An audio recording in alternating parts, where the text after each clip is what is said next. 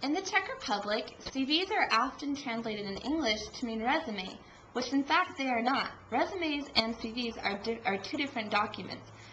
And it's important to know this when you're applying to a U.S. university, because sometimes they ask for a CV and sometimes they ask for a resume. It's not very hard to understand the differences, so I'm going to quickly go over them.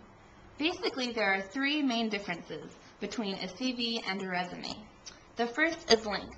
A CV is usually at least 2 pages, if not more, and is very detailed. A resume is a lot shorter, usually not more than 1 page, and it is very brief and concise. The second major difference is content. In your CV, you're basically going to list every achievement, every course, every work experience that you've had. You're going to talk about your education, academic background, your publications, your employment history, affiliations. You're going to show everything that's good and great about you. As opposed to a CV, on the resume, you're only going to put relevant information. So if you are applying to a certain job or to a certain program, say it's a biology program, you're only going to list work experience and education that is relevant to that program or to that job.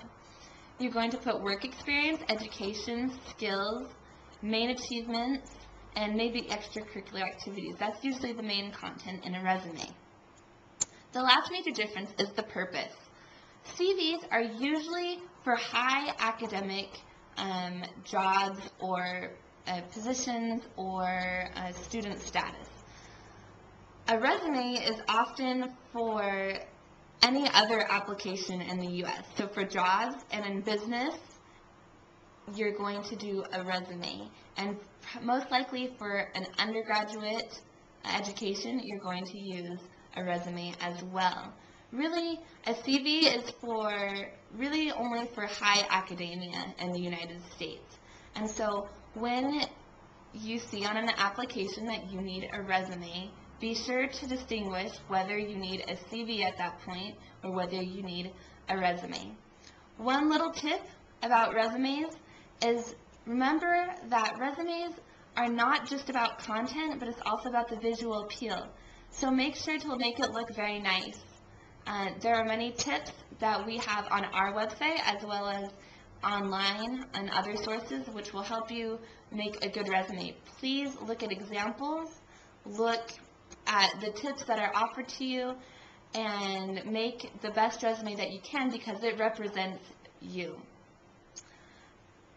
We will have our handout online to help you, and hopefully you will be able to represent yourself well as you apply to U.S. universities.